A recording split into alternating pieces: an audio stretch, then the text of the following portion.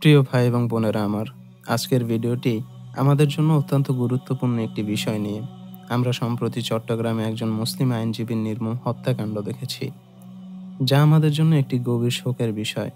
বর্তমান সময়ে উপমহাদেশে এমন কিছু ঘটনা ঘটছে যা আমাদের মনে করিয়ে দেয় পবিত্র হাদিসে বর্ণিত গাজওয়াতুল হিন্দের ভবিষ্যৎবাণী। চট্টগ্রামে আমাদের ভাই সাইফুল ইসলাম আলিফের হত্যাকাণ্ড এবং ইসকনের আগ্রাসন এ বিষয়ে আমাদের আরও গভীরভাবে ভাবতে বাধ্য করে। রাসূল সাল্লাল্লাহু আলাইহি ওয়াসাল্লাম আমাদেরকে গাজওয়াতুল হিন্দের ব্যাপারে সতর্ক করে গিয়েছেন। এটি এমন একটি যুদ্ধ যা হিন্দুস্থানে সংগঠিত হবে এবং তাতে মুসলিমরা বিজয় অর্জন করবে, কিন্তু এ বিজয় এত সহজে আসবে না। হাদিসে বলা হয়েছে, আমার উম্মতের একদল হিন্দুস্থানে যুদ্ধ করবে এবং আল্লাহ সুবহানাহু ওয়া তাআলা তাদেরকে বিজয় দান করবেন। চট্টগ্রামে সাইফুল ইসলাম আলিফ ভাইয়ের হত্যাকাণ্ড, ইসকনের পরিকল্পিত ষড়যন্ত্র এবং বাংলাদেশে সাম্প্রদায়িক দাঙ্গা লাগানোর প্রচেষ্টা, এসব কি কেবল বিচ্ছিন্ন ঘটনা, নাকি এগুলো সেই ভবিষ্যৎবাণীর সূচনা? এটি আমাদেরকে সময় বলে দিবে। ইসকন হিন্দুত্ববাদী আদর্শকে ব্যবহার করে বাংলাদেশের মতো একটি শান্তিপূর্ণ মুসলিম সংখ্যাগরিষ্ঠ দেশে উত্তেজনা সৃষ্টি করার চেষ্টা করছে। তাদের এই ষড়যন্ত্র কেবল একটি ধর্মীয় সংঘাত নয়, বরং এটি আমাদের ঐক্য এবং আত্মপরিচয়ের উপর সরাসরি আঘাত। উপমহাদেশে মুসলিম বিরোধী কার্যক্রম বেড়েই চলছে। ভারতে মুসলমানদের উপর দমন নীতি, মসজিদ ধ্বংসের ষড়যন্ত্র এবং বাংলাদেশে ধর্মীয় উত্তেজনা তৈরি, এসবই গাজওয়াতুল হিন্দের আগমনের একটি ইঙ্গিত হতে পারে।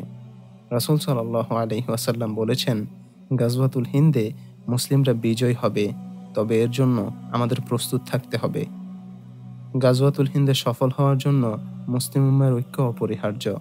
পবিত্র কোরআনে আল্লাহ সুবহানাহু ওয়া তাআলা বলেন, ওয়াতাসিমু বিহাবলিল্লাহি জামিআন ওয়া লা তাফাররাকু, তোমরা আল্লাহর রজ্জুকে দৃঢ়ভাবে ধারণ করো এবং পরস্পর বিচ্ছিন্ন হয়ো না। বর্তমান সময়ে আমাদের কিছু করণীয় রয়েছে। ১. ইসলামের জ্ঞান বৃদ্ধি। আমরা যেন ইসলামের প্রকৃত শিক্ষা গ্রহণ করি এবং আমাদের সন্তানদেরকে সঠিকভাবে ইসলামী শিক্ষা দেই। ২.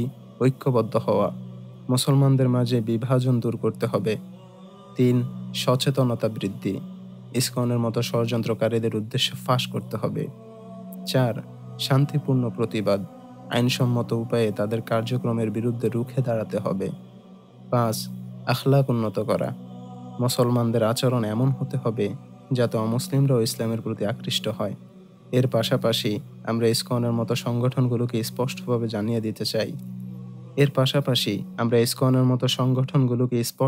জানিয়ে দিতে চাই বাংলাদেশের মুসলিমরা কখনো তাদের ষড়যন্ত্র সফল হতে দেবে না। আমরা শান্তিপূর্ণ, তবে ইসলামের মর্যাদা রক্ষার জন্য আমরা আমাদের জীবন দিয়ে দিতে প্রস্তুত।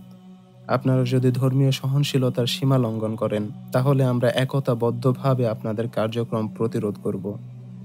প্রিয় ভাই এবং বোনেরা আমার, গাজওয়াতুল হিন্দের সময় যে বিজয়ের কথা বলা হয়েছে, আমরা বিশ্বাস করি এটি শুধুমাত্র যুদ্ধের মাধ্যমে নয়, বরং ইসলামের সৌন্দর্য এবং ঐক্যের মাধ্যমে অর্জিত হবে। চট্টগ্রামে আমাদের ভাই সাইফুল ইসলাম আলিফ হত্যাকাণ্ড আমাদের সবাইকে কাঁদিয়েছে। তিনি কেবল একজন আইনজীবী ছিলেন না, বরং তিনি ন্যায় বিচারের প্রতীক ছিলেন। একজন মুসলিম হিসেবে তিনি আল্লাহর বিধান অনুযায়ী জীবনের সৎ পথে চলার চেষ্টা করতেন এবং সমাজে শান্তি প্রতিষ্ঠা করার কাজ করতেন। ইসলাম আমাদের শেখায়, একটি মানুষের জীবন হত্যা করা মানে সমগ্র মানব জাতিকে হত্যা করার সমতুল্য।